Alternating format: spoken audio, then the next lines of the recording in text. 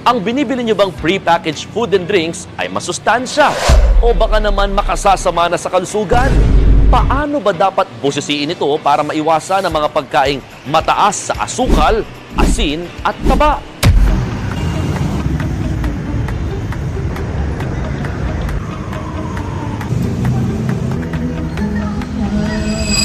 Alam mo ba na ang lahat ng ito sobra sa asukal? Hulaan mo, alin ang pinakamataas? Powdered choco drink, 3-in-1 coffee, o breakfast cereals? Kape. Sa parang ganun ka-healthy. Coffee. I just feel na coffee yung mas mataas. Ang tamang sagot, coffee. I think yung kape. Chocolate drinks. Chocolate. Kape. Ang pinakamataas daw sa sugar. Kape. So mga 3-in-1.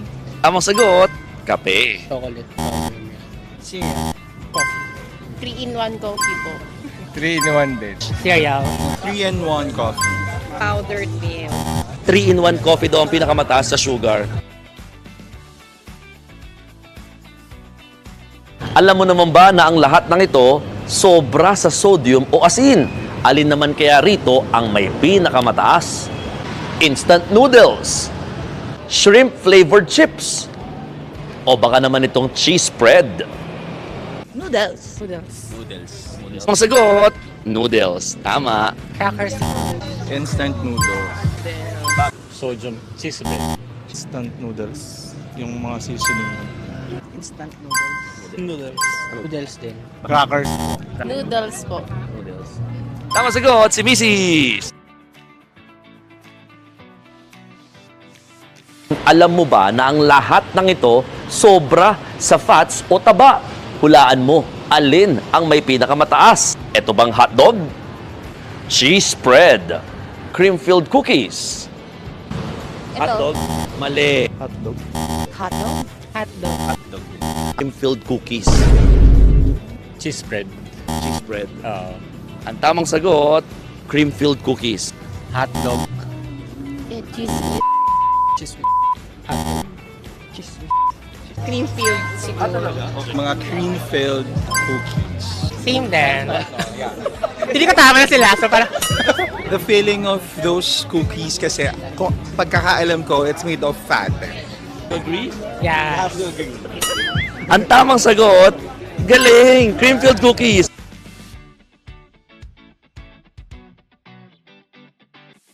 Binabasa niyo pa ba yung nutrition facts sa likod ng pakete ng binibili niyong produkto o hindi na at bakit?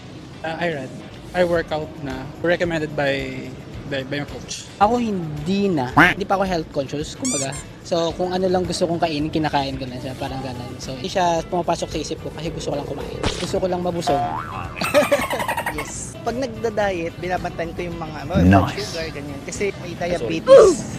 Ako po, opo. Kasi high po yung glucose ko. Kailangan maintain yung blood sugar, yung calories. Sa akin hindi na. Kasi hindi ko naman masyadong binabasa. Kain lang ng Also, as long as it tastes good. Tsaka kasi, well, I'm a chef but I am not a nutritionist. At saka, ang hirap i-analyze the things that you read at the back of the packaging. So, no. Hindi na. Basta hindi ko na siya binabasa na bumibili na lang ako. Depende kung ano yung magustuhan ko. actually, lately lang. This year lang, nung medyo nagkaroon lang ng spike sa mga medical. So, medyo mas nagiging conscious lang sa mga kinakain.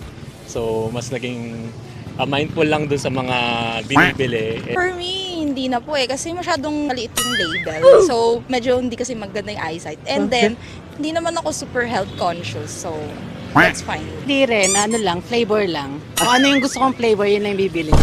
Ako din, binabasa ko lang din yung tagline lang. Okay. Kasi yun yung mas Yeah, boy. Pag may label, blank. Aware ang tao.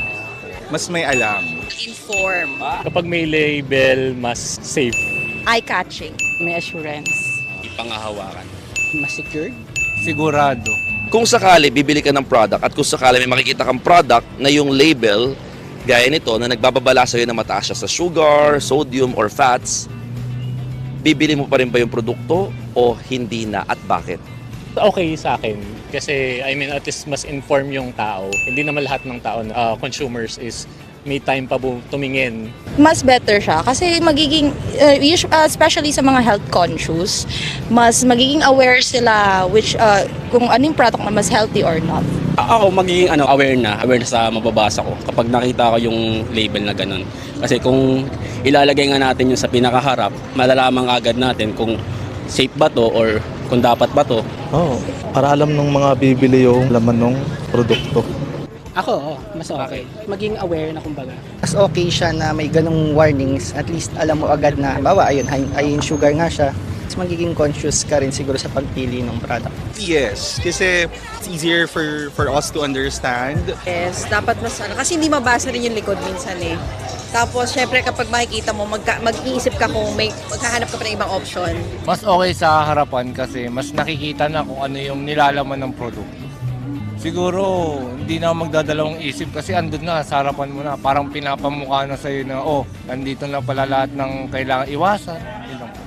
Kung sakaling magpatupad na rin sa Pilipinas ng front of package labeling, may iwasan natin ang kumain ng mga produktong sobra sa asukal, asin at taba.